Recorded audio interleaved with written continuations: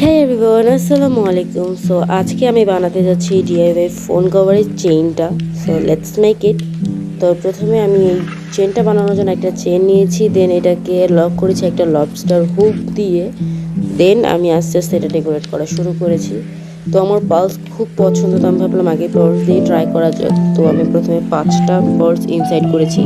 দেন তার মধ্যে কিছু ডেকোরেটিভ স্টোন আমার কাছে ছিল, জানি না কোত্থেকে ছিল, আমি আমার কোনো জুয়েলারি থেকেই খুলে রাখছি আই এম শিওর।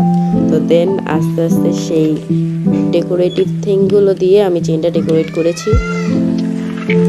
তো 5টা স্টোন পার্লস, দেন একটা ঝুনঝুনি টাইপের কিছু হবে ওইটা, দেন একটা স্টোন, আবার 5টা পার্লস, তারপরে আবার ডেকোরেটিভ স্টোন, এরকম করতে করতে আমি পুরো চেনটা বানাইছি। আর এটা দেখতেও অনেক সুন্দর লাগতেছিল। I really like it. তো আমি এই চেনটার আইডিয়া পাইছি একটা পেজ থেকে, আমি একটা পেজে দেখছিলাম, বাট ওরা অনেক প্রাইস চাইতেছিল।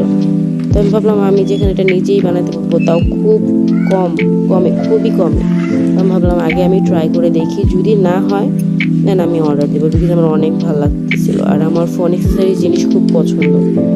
সো তো প্রথমে আমি আমার ফোনের জন্য ট্রাই করছিলাম, আর আমার ফোনেরটা অনেক সুন্দর ছিল। ভাবলাম পরে আম্মুর জন্য একটা বানানো যাক। আম্মুই বলতেছিল যে আমার ফোনের জন্য একটা বানাই দাও, তোমার জন্য বানাইছো।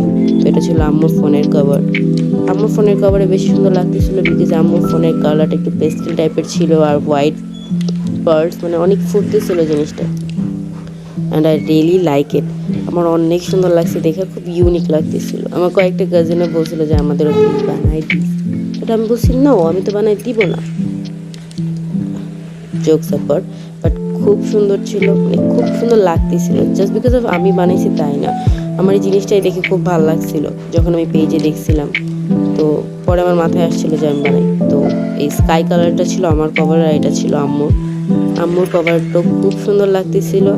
আমার ফোনটা তো সুন্দর লাগতেই আসলে, এই জন্যই তো বানাইছি।